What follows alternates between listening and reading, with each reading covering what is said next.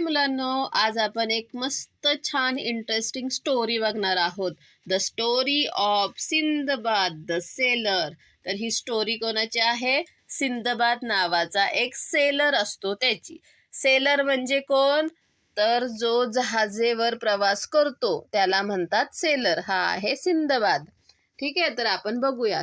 The story of Sindbad and his 7 fantastic voyages appears in the huge collection of stories, the Book of 1001 Nights or the Arabian Nights. तर हा जो Sinbad होता त्याने 7 वेळा, voyages म्हणजे 7 वेळा समुद्र सफर केला आणि त्यामध्ये ज्या घडलेल्या घटना आहेत तर त्यांची गोष्टीच्या रूपात एक पुस्तक आहे त्याचं. तर त्या पुस्तकाचं नाव आहे द बुक ऑफ 1001 नाईट्स किंवा त्यालाच अरेबियन नाईट्स असंही म्हणतात त्या पुस्तकाला. The story tells us that Sinbad was a famous seller who lived in Baghdad. या गोष्टीमध्ये असं सांगितलेलं आहे की सिंदबाद हा खूप फेमस खलाशी होता आणि तो बगदाद इथे राहत होता. ही वॉज ऑनेस्ट, तो खूप प्रामाणिक होता, जनरस अँड ब्रेव होता, त्याचप्रमाणे तो खूप धाडशी सुद्धा होता.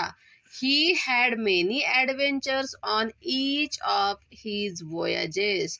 त्याच्या प्रत्येक समुद्र प्रवासामध्ये त्याने खूप ॲडव्हेंचर्स, खूप धाडसी कामे केलेली आहेत. He never lose heart and hope in dangerous situation. कितीही कठीण परिस्थिती आली तरी त्याने कधीही हार मानली नाही, आपली इच्छा त्याने सोडली नाही. He overcame great dangers and return home safely from each of his voyages. त्याने प्रत्येक डेंजर, प्रत्येक संकटावर मात केली आणि घरी तो सुरक्षित आला.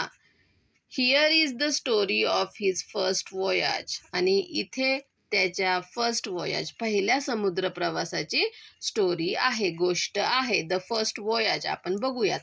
Sinbad set sail with a company of merchants on a big ship. तर सिंदबाद एका मोठ्या जहाजावर काही व्यापाऱ्यांच्या सोबतीने सेल म्हणजे समुद्र प्रवासाला निघाला. From time to time they stopped at various ports. थोड्या थोड्या वेळाने ते वेगवेगळ्या पोर्ट्स म्हणजे बंदरावरती थांबत होते. There they sold their merchandise and bought new things to trade. आणि तिथे ते त्यांच्या वस्तू विकत होते आणि दुसऱ्या वस्तू विकत घेत होते. मर्चंडाईज म्हणजे व्यापाऱ्यांनी ज्या आणलेल्या गोष्टी होत्या विकण्यासाठी त्या. वन डे, एके दिवशी, when their ship was sailing smoothly across the sea, they spotted a small island at a distance. एके दिवशी ते अगदी सुरळीतपणे समुद्रामध्ये चाललेले होते तेव्हा त्यांना एक छोटासा आयलँड, एक छोटंसं बेट दिसलं. आयलँड म्हणजे समुद्रात सगळीकडे पाणी असतं चारी बाजूनी आणि एका मध्यभागी एक मोठा दगड असतो, जमिनीचा तुकडा असतो, त्याला म्हणतात island. They had not seen land for many days and felt both surprised and happy to see the island. आता ते समुद्रात प्रवास करत होते. समुद्रामध्ये त्यांना खूप दिवस कुठलीही जमीन दिसली नव्हती आणि त्यांना खूप दिवसानंतर ही जमीन दिसली, आयलँड दिसलं, म्हणून ते खूप हॅप्पी झाले आणि आश्चर्य पण वाटलं त्यांना. They sailed close to the island. आणि मग ते जहाजामधून त्या आयलँडच्या जवळ गेले. The captain of the ship allowed them to go there for a picnic. जो जहाजाचा कॅप्टन होता त्यांनी जहाजावरील सर्व लोकांना त्या आयलँडवरती पिकनिकसाठी जायला परवानगी दिली. Everyone was excited. सगळे खूप आनंदी होते, उत्साही होते. On the island they strolled around, sang and danced. त्या आयलँडवरती ते स्ट्रोल्ड अराउंड म्हणजे निवांत इकडून तिकडे फिरत होते. सॅंग गाणी गात होते, डान्स नाचत होते. Some people began to wash clothes. काही लोक त्यांची कपडे धुवायला लागले. Some lit fires to cook meals. काही जण आग जळवू लागले जेवण बनवण्यासाठी. सून A breeze sprang up. लवकरच वारा वाहू लागला. Suddenly the land began to shake and move. आणि अचानक ती जी जमीन होती ती हलू लागली, इकडून तिकडे हलू लागली. With a shock, the picnic party realized that the island was not an island at all. सगळ्यांना आश्चर्य वाटलं, पण त्यांना कळलं की ही आपली जी पिकनिक पार्टी चाललेली आहे आयलँडवर ते काय आयलँड नाहीये. They were on the back of a huge sea monster and it had started moving. तर ते आयलँड नसून ते जी लोक होती सगळी ती एका मोठ्या समुद्र राक्षसाच्या पाठीवरती होते आणि तो आता हलू लागला होता. People began to scream. लोक ओरडू लागली. They left their pots and pans, their clothes both washed and unwashed and rushed back to the ship. त्यांनी तिथेच त्यांची भांडी, पॅन, त्यांची कपडे धुतलेले न धुतलेले सगळं तिथंच टाकलं आणि पळायला लागले त्यांच्या जहाजाकडे. The captain ordered his men to set sail immediately in order to move away from the monster. त्या कॅप्टननी त्याच्या माणसांना सांगितलं की ही जी जहाज आहे ती ह्या मॉन्स्टर पासून लांब घेऊन चला पटकन. The sea monster plunged deep into the sea. The fires began to blaze. म्हणजे आग भडकू लागली, म्हणजेच वाढू लागली. Suddenly the land began to shake and move. आणि अचानक ती जी जमीन होती ती हलू लागली, इकडून तिकडे हलू लागली. With a shock, the picnic party realized that the island was not an island at all. सगळ्यांना आश्चर्य वाटलं, पण त्यांना कळलं की ही आपली जी पिकनिक पार्टी चाललेली आहे आयलँडवर ते काय आयलँड नाहीये. They were on the back of a huge sea monster and it had started moving. तर ते आयलँड नसून ते जी लोक होती सगळी ती एका मोठ्या समुद्र राक्षसाच्या पाठीवरती होते आणि तो आता हलू लागला होता. People began to scream. लोक ओरडू लागली. They left their pots and pans, their clothes both washed and unwashed and rushed back to the ship. त्यांनी तिथेच त्यांची भांडी, पॅन, त्यांची कपडे धुतलेले न धुतलेले सगळं तिथंच टाकलं आणि पळायला लागले त्यांच्या जहाजाकडे. The captain ordered his men to set sail immediately in order to move away from the monster. त्या कॅप्टननी त्याच्या माणसांना सांगितलं की ही जी जहाज आहे ती ह्या मॉन्स्टर पासून लांब घेऊन चला पटकन. The sea monster plunged deep into the sea. Plunged म्हणजे डुबकी मारणे. तो जो सी मॉन्स्टर म्हणजे कोणता तरी मोठा राक्षसी मासा होता, तर त्याने समुद्रात डुबकी मारली. समुद्रात तो खाली गेला. Many of the people managed to climb aboard the ship, but many sank into the sea with the so-called island. आणि जेव्हा त्या माशाने समुद्राच्या खाली डुबकी मारली तेव्हा त्याच्यावर असणारी जी माणसे होती, तर त्यातली काही माणसे आहेत तर ती जहाजावरती चढण्यामध्ये यशस्वी झालीत, पण काही जी माणसे होती तर ती सँक म्हणजे त्याच्यामध्ये त्या आयलँड म्हणजे त्या प्राण्यासोबत खाली समुद्रात बुडाली. Sindbad alone did not drown in the sea. फक्त सिंदबाद बुडाला नाही, बाकी सर्व माणसे बुडाली. But he could not reach the ship. पण सिंदबाद काही त्या जहाजापर्यंत पोहोचू शकला नाही. ही सॉ इट सेलिंग फार फार अवे. त्याने ते जहाज खूप लांब लांबवर जाताना बघितलं. He was now at the mercy of the waves being tossed here and there. आणि आता तो त्या जे समुद्राच्या लाटा होत्या त्याच्याच भरोशावर इकडून तिकडे असा होत होता. He clung to a piece of wood and somehow managed to keep afloat. आणि तेवढ्यात त्याला एक लाकडाचा तुकडा सापडला आणि त्या लाकडाच्या तुकड्याचा आधार घेऊन तो तिथे तरंगू लागला. He spend the night alone at sea. त्याने पूर्ण रात्र एकट्यानेच त्या समुद्रात घालवली. When the next day dawn म्हणजे उगवणे, जेव्हा दुसरा दिवस उगवला, Sindbad was happy to see that he had floated near an island, a real big island. आणि जेव्हा त्याने बघितलं, सिंदबादने बघितलं की तो एका आयलँडजवळ, खऱ्या आयलँडजवळ आणि मोठ्या आयलँडजवळ पोहत आहे, तरंगत आहे.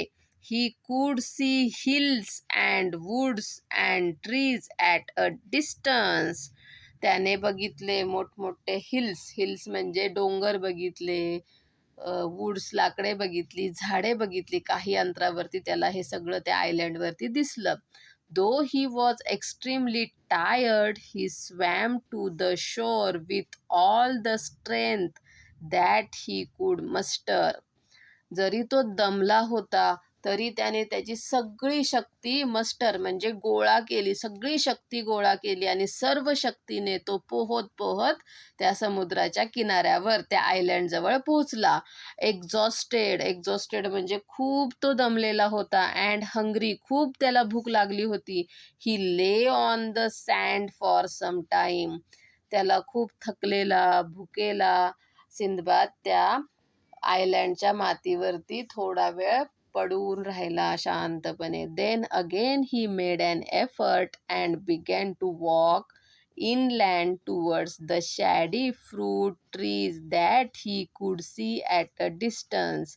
आणि थोड्या वेळाने पुन्हा मोठ्या कष्टाने तो उठला आणि चालत चालत त्याला काही अंतरावरती सावली असलेले, फळे असलेली झाडे दिसत होती, तिकडे तो गेला.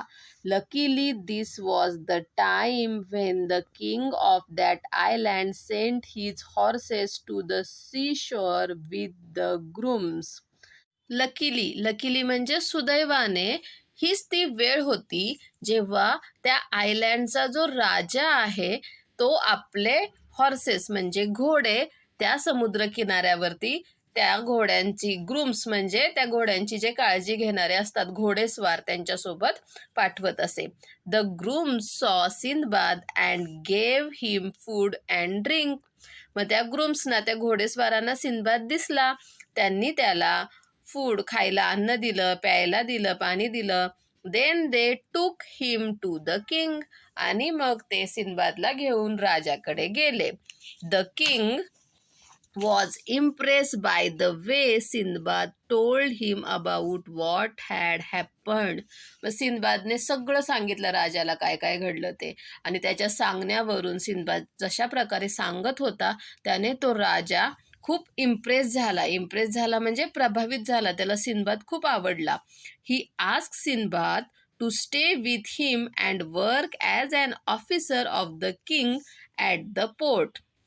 राजाने सिंदबादला म्हटलं की तू आता आमच्यासोबत इथेच थांब आणि ते जे पोर्ट म्हणजे जिथे जहाज येतात, जहाजातला माल उतरवला जातो त्या जागेला पोर्ट असं म्हणतात. त्या पोर्टवरती, त्या बंदरावरती, मराठीमध्ये त्याला बंदर असं म्हणतात, तर तिथे तू एक ऑफिसर म्हणून काम कर, अधिकारी म्हणून काम कर. Sindbad stayed there for a few days, learning a lot from the king and the people on the island and in turn telling them about the other cities and ports that he had visited. मग तिथे Sinbad काही दिवस राहिला आणि तो जितके दिवस राहिला तेवढ्या दिवसात त्याने तिथल्या राजाकडून, तिथल्या लोकांकडून खूप साऱ्या गोष्टी लर्निंग केल्या, शिकून घेतल्या. आणि स्वतः पण ज्या शहरांमध्ये गेलेला आहे किंवा ज्या पोर्ट्सवरती, ज्या बंदरावरती गेलेला आहे, तर तिथल्या गोष्टी त्याने राजांना, तिथल्या लोकांना सांगितल्या.